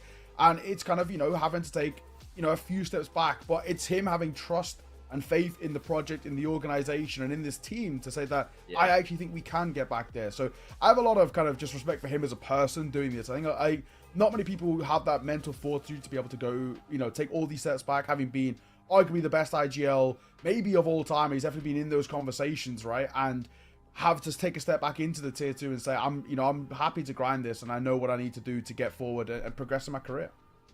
Yeah, you got to imagine for the likes of Natu, Poddy, and Kaspersky that this is like a dream come true for them. They would have grown up watching Glaive win all those majors, Anders, and now they get to play under him. Yeah, but you know, the thing is, there's also a chance that, in a way, if depending on your personality and what kind of player you are, you could see that, like, yeah, that was Counter-Strike back then. This is now. You know, are you even good enough to even play the game anymore, Unc? Like, what's going on here? You know, like you might have this feeling that, like, so I think actually Glaive does have to like win some of that respect, and by playing good individually and by sort of showing, listen, I understand this game at a much deeper level than you guys do, but I'll teach you.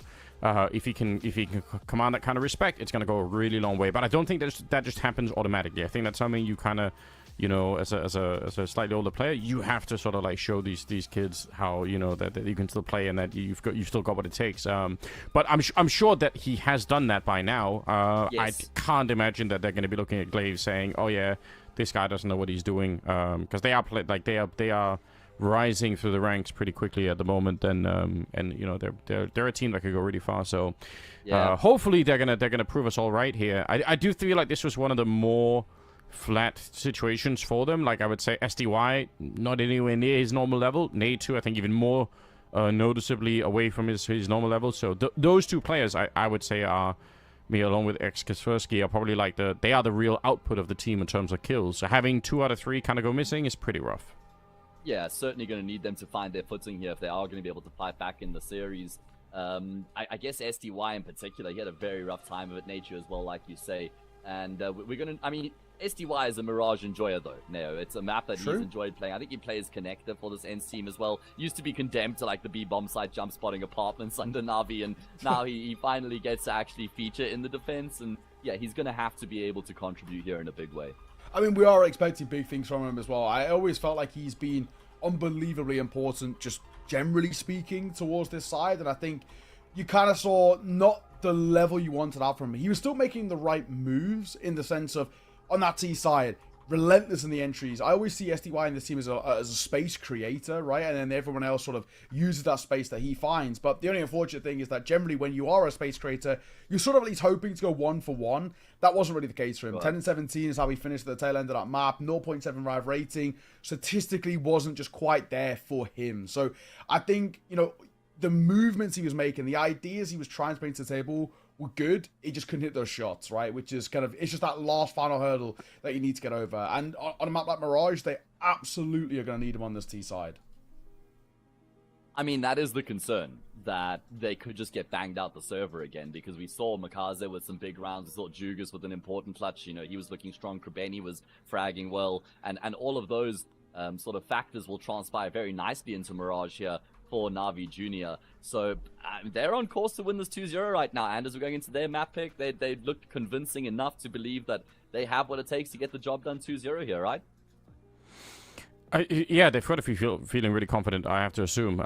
They should be.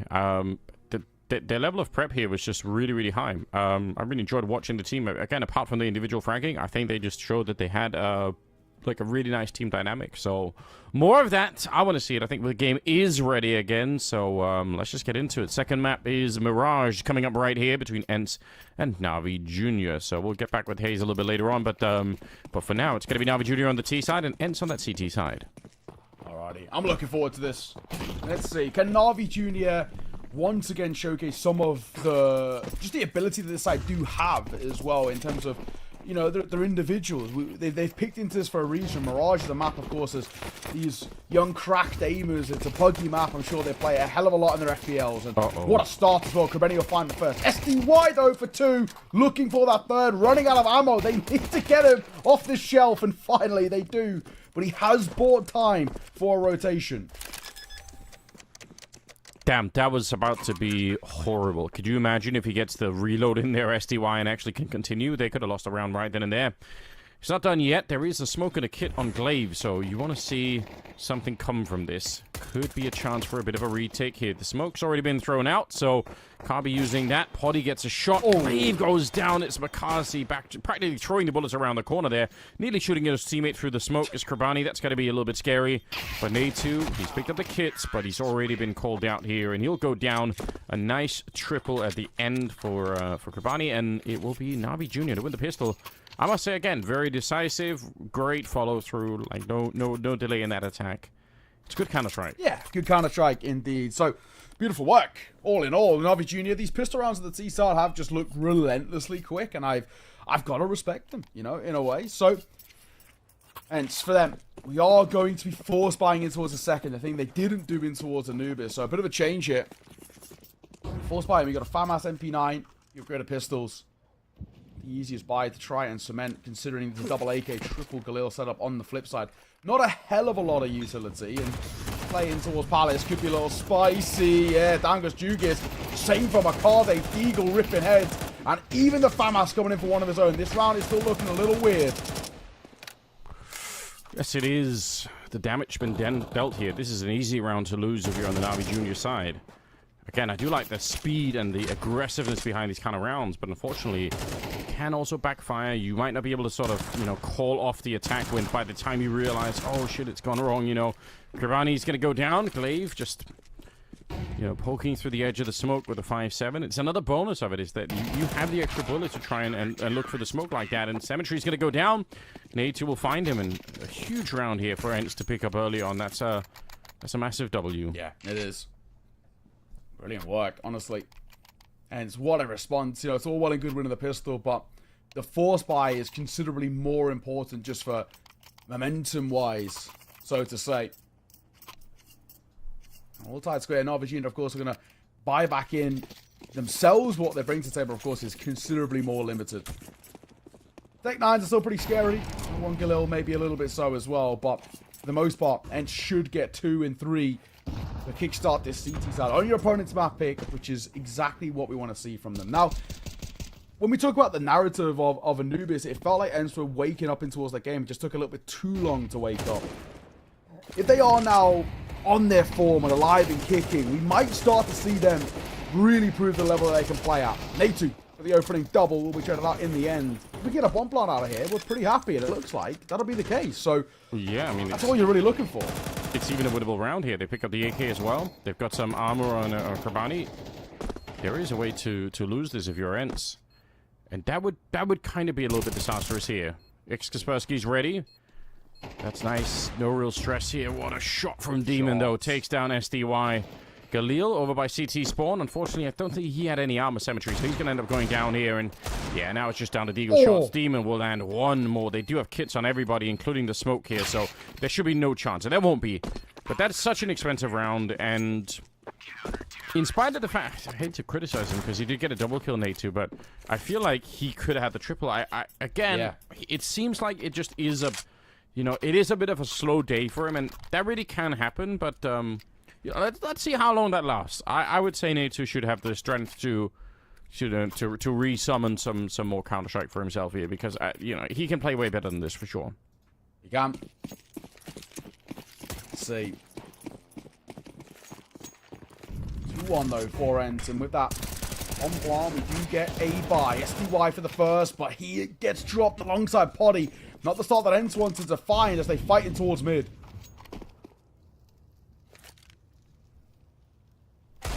Krabani's, ooh, nice shot taking down Kaspersky. What's happening? 2 versus 4 now.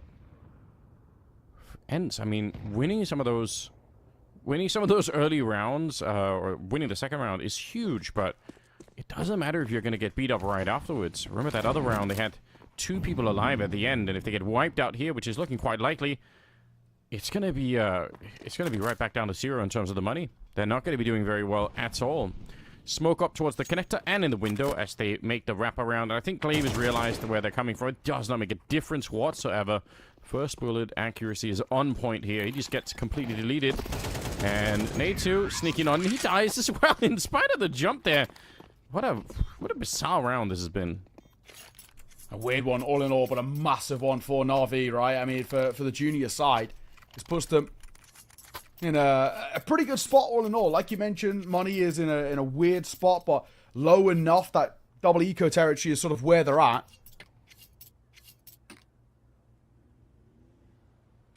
All in all,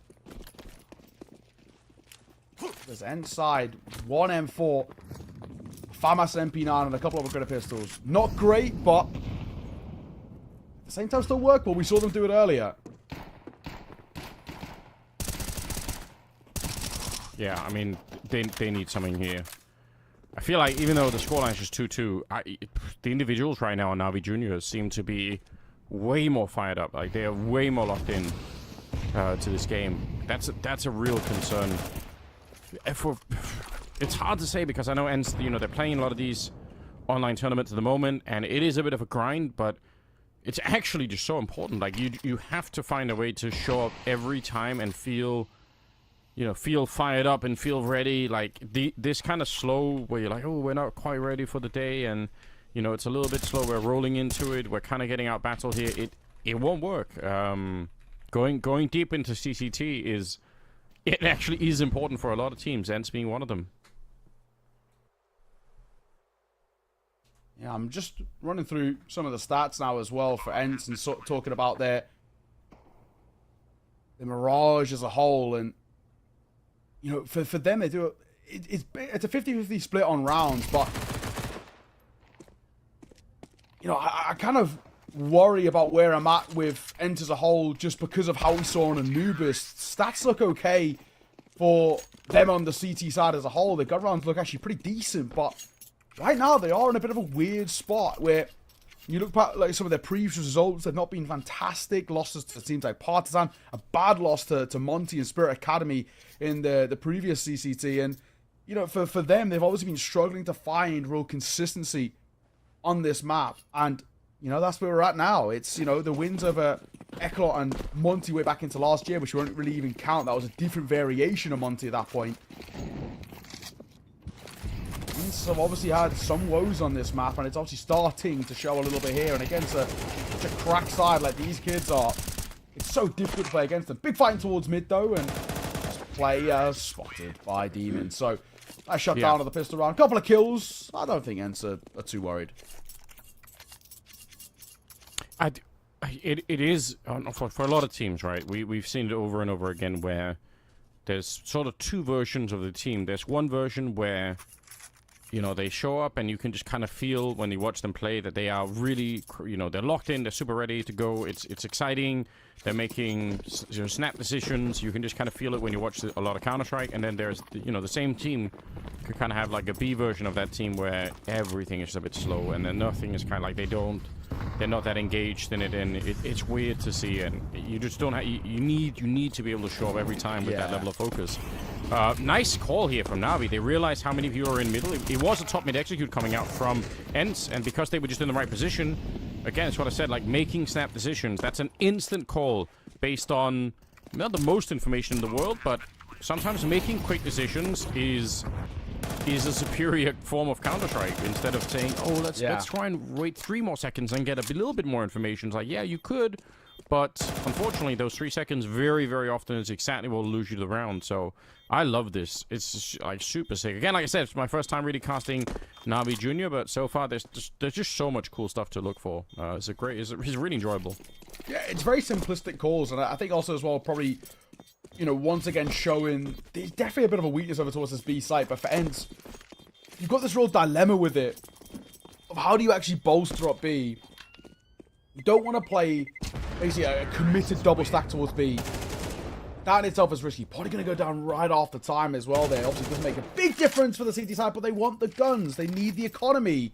I don't even know if Kaspersky needs to be fighting there. That feels a little unnecessary, unneeded in that spot, and it gives even more over towards Na'Vi. And now, when you look at ENCE, they go from being very easily able to rebuy in towards the next to where actually now there is at least a bit of a decision to be made. Thankfully, there's 2 players with enough money to drop guns over, but still, ENCE, they would have come in towards this with probably the ability to buy an AWP if one of those guns is saved at the tail end, and, well, now they can't, right? So it's an MP9 that Glav has to pick up.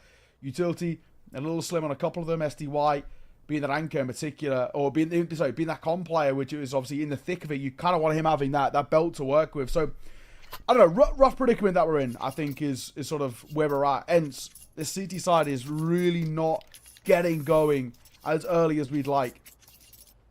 And Navi Junior, it's, you know, touching on that previous round, it's fundamentally simple calls that are just incredibly effective. So credit to them. If it ain't broke, don't fix it, right? And that's sort of the mentality they're living by. Well, let's see. 5-2 here. Another must-win round coming in from ENCE. They are... It's not in... the deficit isn't so big they can't come back, but if they lose this next one, I might change my tune on that a little bit.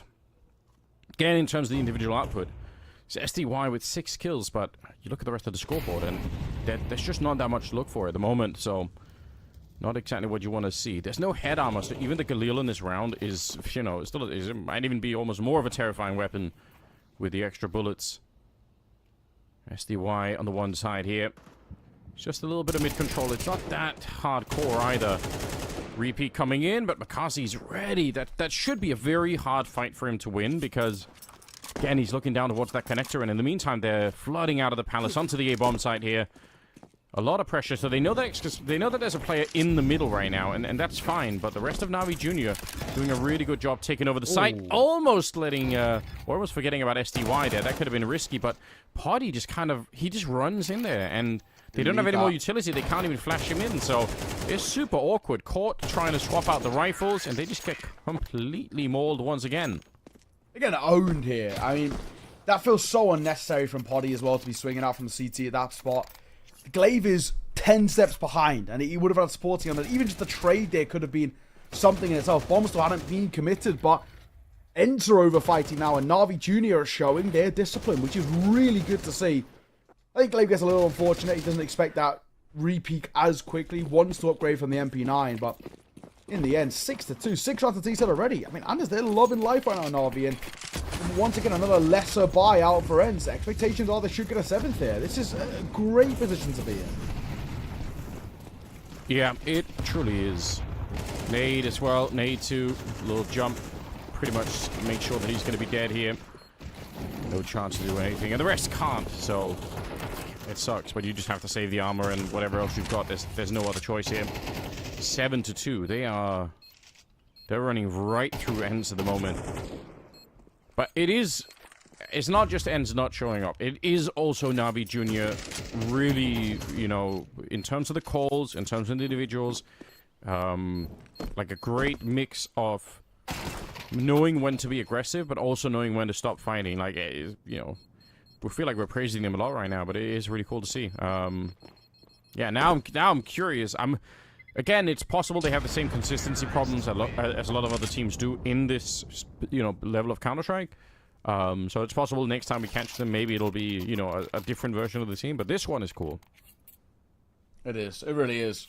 5-round buffer zone held by Na'Vi Jr. right now, and there's just so much to love from what we've seen in terms of, you know, it is just incredibly, you know, quick and crisp. It does feel quite puggy in its sense, and ENCE Asada, who want to play this kind of real diligent style. They want to be able to slow these games down, these rounds down, and play with this meticulous strategy, and Maazi just want to fight, and I don't blame them. They're just winning out by brute force alone, and that's all you need. So, beautiful work all in all. All about for Body, but he will hit that shot. Jukas could have punished. Doesn't find it in the end, but McCarthy will get one of his own, and nearly a second too in towards window. That was close. Yeah, scary prospect there. Poddy jumping around, but I don't know why. Like, what is going on? There's so many people right now, and they just are getting caught in weird positions now. Nature's in T-spawn. That's interesting. Demon here. Very nice angle. He's going to take down SDY, who, you know, it looked like he did think maybe someone could be there, but he certainly wasn't expecting him to be that deep up. And Nature in the middle could get caught in this fight. He will be, yeah. Kurbani sneaking through the window. You could kind of tell that Nature was out in the open. There was no coverage, and unless he's got his crosshair pre-firing the window there, it's not going to work out. So 8 rounds for Na'Vi Jr. and just very, very disconnected on the ENCE side. I've got to be honest. They're like, even just like I said, individually, there are so many players right now. You're seeing them, you know, they show up for fights and they find themselves in bad angles. They don't look like they're really ready to fight. It's yeah, it's like a systemic breakdown. It's kind of at all levels here for ENCE that things are falling apart. Yeah, that's true. Well, what a lead being held here by Na'Vi Jr. On the T side, no less, on a map which is, you know, generally revered as being a slightly more CT-sided. But the one thing that I guess we can kind of hone back in towards as a comparison point is that map one of both sides did look rough on the CT, right? No two ways about it.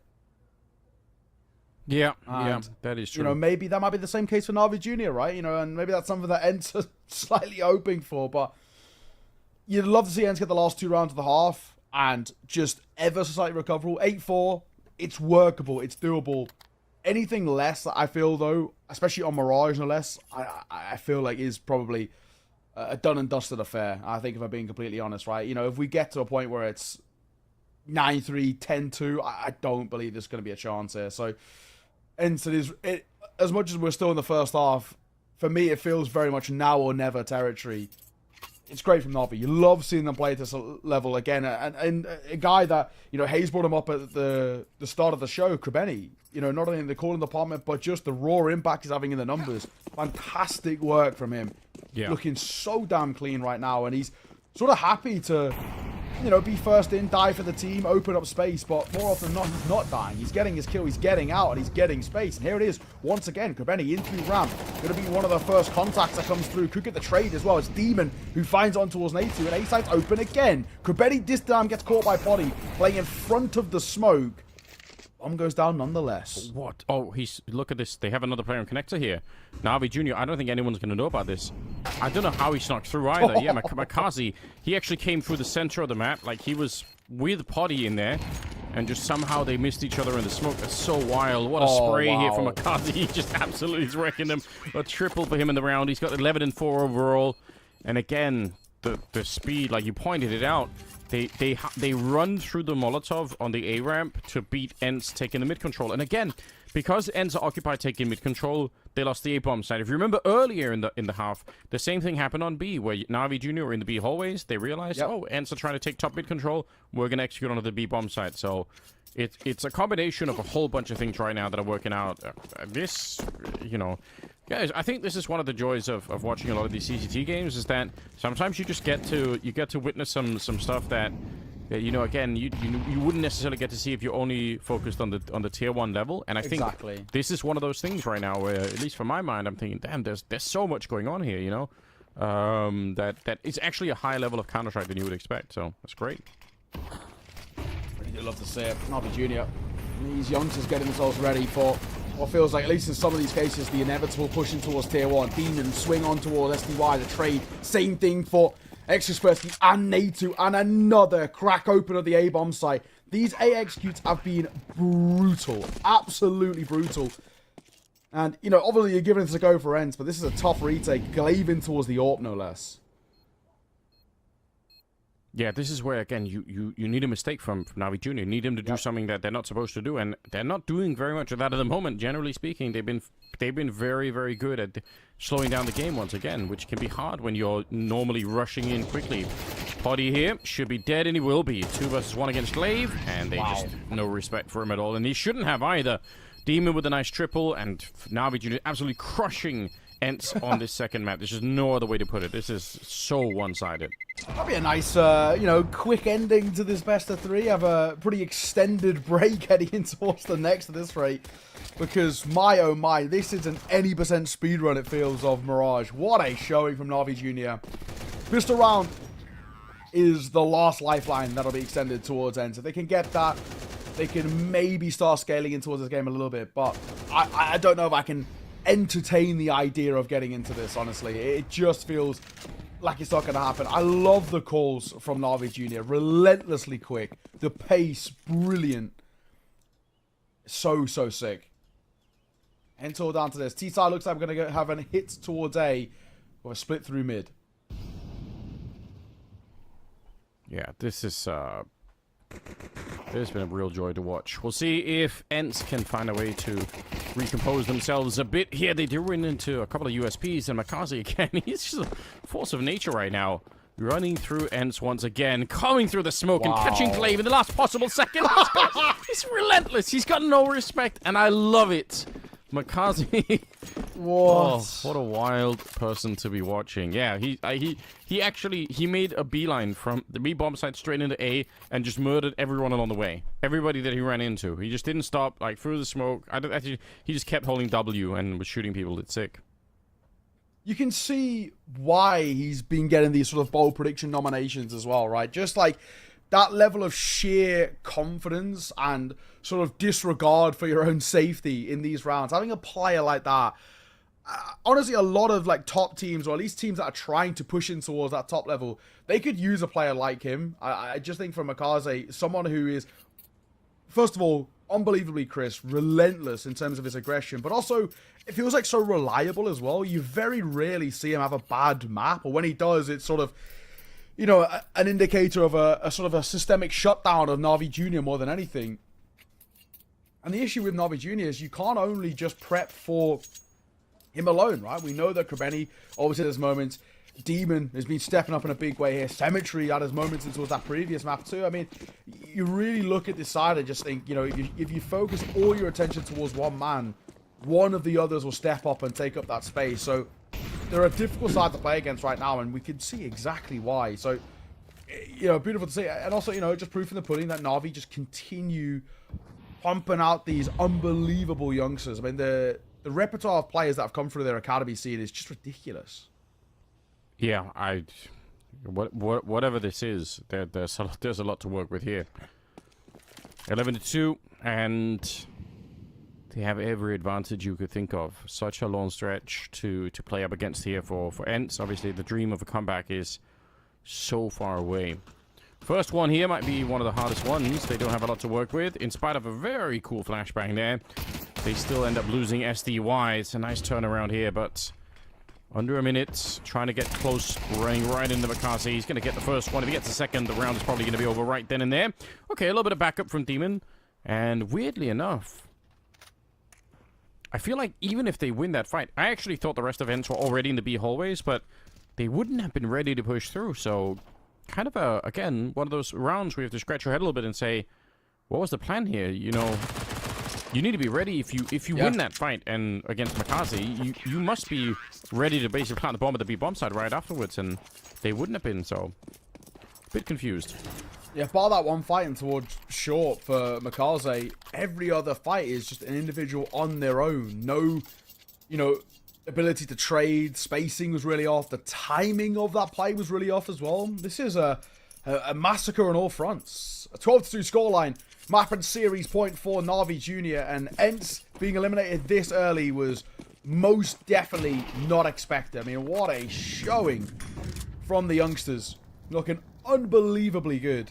And I was checking as well, just as we were going. Loss here to Na'Vi Jr. in the sort of VRS forecast. That's on HRTV. They go down 6 places to 41st. So going outside of the top 40 is not where you want to be. Where if they had won this game, they go to 30th. So would have been a a massive move for them. You know, being in and around that top 30. That's where you're on the brink of tier 1. And you know, ENCE aside, you expect to make a deeper run, so a couple more wins here and there where we could have been talking about them tier 1, but in the end, it's looking like it's not to be. Glaive going to find one, but Jugis will find Kaspersky. Again, we talk about that spacing. 3 versus 4, nonetheless, but still, and to be taking so many isolated fights. Yeah, that VRS forecast situation, I mean, it does bring a new level of drama to a lot of these games. I think that, you know, as much as we can say that the VRS system has some flaws at the moment, that is one of the cool things, right? Like, it is important to have a sense that, you know, all the games kind of matter in this sense. So, yeah, I like that. I'm a big fan of it for that reason, but, you know, we'll see how it plays out over a longer time span, I suppose. 30 seconds, and ENCE hoping to win 10 rounds on a row. Now, this one is pretty much locked in. Very low on health with the FAMAS. It's going to be 2 headshots. I say it's locked in, but then it's not anymore. Okay, nice shots. And they're going to be able to catch Demon on the other side. So that's good. Nothing seems to be locked in right now for ENCE. Every round is difficult. Well, can't give up just yet, but even still, 12-3. The road to recovery is a brutal one, to say the least. A long road that is, but that'll help, you know. It just instills some level of confidence in towards you, whatever that may be. You're forced to work with its only symmetry. You have to dip down in towards a pistol. Still believe there's maybe a bit of a chance. A lot of mid-aggression here for both sides. 3 players playing in and around window is an interesting call. Maazi will go up in towards ladder. Benny might actually even join him. A double ladder play surely is completely unexpected. Yeah, the flashbang is insane though, but he's got some Nice backup trade. with him. That is a really nice trade. It's a really great protocol. I don't think I've actually seen that kind of double position in the ladder before. That is interesting to see. Now, making an escape should be difficult. ENCE don't have a lot of utility, but normally you would say at least he's going to be locked in there in some fashion, you know? That isn't really the case. They're going to smoke it off and just kind of walk out of there. So 4 versus 3 right now. Glaive already very low on health and a hard round to win here. But a nice spray down from Kaspersky. It's still SDY doing a lot of the lifting with 12 kills. But look at this. What a shot. Jugis comes in with a couple of good ones. And SDY finds himself alone with every bit of work to do. He's going to go down to Krapani. And it will be Na'Vi Jr. to take the series in a 2-0 fashion. And I must say, playing just Counter-Strike, I'm really impressed. Same here. 30-3. I mean, what a showing from them. Maazi looked fantastic. Krabeni looked great. Demon as well. Same for him. All 3 of them stepped up in a massive way on that map. And there's just so much to like from Na'Vi Jr. We know this is kind of a a young, quite raw side in terms of they do obviously make, you know, these smaller mistakes here and there. But my God, that display of Mirage, incredible work. ENCE just get, and it wasn't even a shutdown in terms of, you know, Kubernetes calls were great, but it was just the individuals. You could just tell once again, ENCE are just, they weren't ready for this series.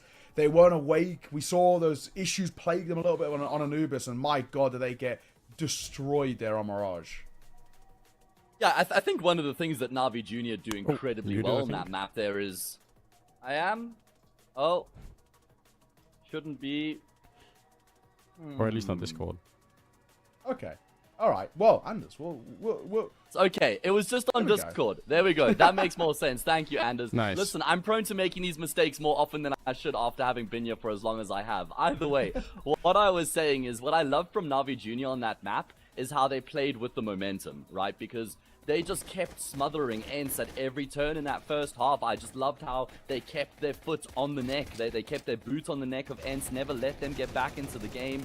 Just turned up the tempo, turned up the wick as the half went on, and just bullied ENCE, really. ENCE were never able to stand up for themselves. I mean, the 3 rounds they won on the map was the force buy in the second round, and then they won against a force buy in the third, and then they won a force buy right at the tail end of the map. They were never able to get going in the gun rounds, and I mean, I think, you know, as much as we've sung the praises of Na'Vi Jr. here with what they do on the map, we kind of have to look at the individuals for ENCE and say they just look so rusty, man. Like, even just watching SDY a little bit closely in terms of his movements and his decision-making and his sprays, he just didn't look like himself at all in the server for a guy that I'm used to seeing being very crisp, and Nature as well. I mean, Kaspersky had some decent rounds. Glaive also just didn't pitch up on Mirage. It just felt like the engine never got going for ENCE, and I think that's also just, like I said, kind of down to how Na'Vi Jr. just completely suffocated ENCE throughout that map. And I mean, Maazi is proving to be one of the most difficult players to stop in the tier 2 space, tier 3 space at the moment once he gets the ball rolling as well. So Na'Vi Jr., for me, Neo, that's a statement victory for them going into the quarterfinals. Absolutely. And I think, you know, some of those players you touched on, you're spot on. You know, I hate to kind of say it, but it's like those 2 academy graduates of Nato and Kaspersky who just went completely missing. I think for me, in particular, they needed a lot more out of Nato. I think he plays a lot of really important position on the CT side. On the T side, he's meant to be in the thick of it, in the pack, and he could just never get going at all. And same for sort of Kaspersky, both having 61 ADR. It's just not good enough, right? And this is, you know, a side who are meant to offer up a hell of a lot. Glaive, his numbers struggled, but also his calling struggled too. You could tell, especially I think when you play the tier 2, you get such a variety of teams that you play against. And it obviously seems like the real issue with ENCE has to be pace. They could not deal with it. And even when, you know, Na'Vi kind of were like, this is so easy, you know, let's just keep doing the same thing. Hit B 3 times in a row, hit A 3 times in a row. ENCE couldn't react to it. They wanted to play their default of, right, let's slow the round down, this meticulous style of play that we see. But I think sometimes you've got to be able to adapt. And, you know, we needed Utilite earlier. Molotovs towards Ram, smokes in towards Palace. Guns up, right, ready for the fight. But you can see so many times they were caught off guard. Like, the amount of times where you see as well individuals swinging on their own. Where was the spacing? Why was trading so inadequate? This is meant to be a side incredibly well drilled, really good coaching staff. You know, one guy is, you know, in that GOAT consideration for IGLing, and we're sat here looking back at it and saying this is a side that don't even look like they're coming. It looks like like my bloody games where they don't even turn the mics on. Like, what was going on there? It was a complete fall apart from ENCE. You could definitely tell by the time we got towards the tail end of that first half, you know, they gave up. There's no two ways about it. They can claim and sit back and say, oh, we tried. They didn't. They gave up. You could tell they knew it was done. They knew they couldn't get back into it. They mentally checked out. Comms were all over the place, and that's not what you want to see from ENCE, a side who are desperately trying to get themselves back in towards tier 1. That is not a tier 1 side right there. Yeah. I was gonna say it's unfortunate. I mean, but on the other side of it, I must say, like, for Na'Vi Jr. again, like, it's just very cool to see. It's not just a victory where obviously if at an individual level they're beating up on ENCE. It's also like a lot of the calling and a lot of changing the pace around, which is very nice. So I thought it was really enjoyable. Obviously, you want to see more out of ENCE, but I'm not sad about this result. I want to see more out of Na'Vi Jr. Let's go. That's actually what I was going to say to you there as well. I was going to say, I'm sure it's safe to say that you're looking forward to the next opportunity to see that Na'Vi Jr. team in action now that you've seen what all the fuss is about. either way, we're not going to be seeing much action for a bit now, fellas. We're going to have a slightly extended break before we jump into the next series of the day. So maybe we just pull up that schedule once again, production, so we can just remind everybody what they have what they have to look forward to going into the rest of the day. Namiga against Cybershock. Now, on paper, that looks like a pretty one-sided game, but let me tell you something. Namiga aren't the team they were at the end of last year, and Cybershock aren't either, but in the reverse, Cybershock are looking really good. I love the changes they've made.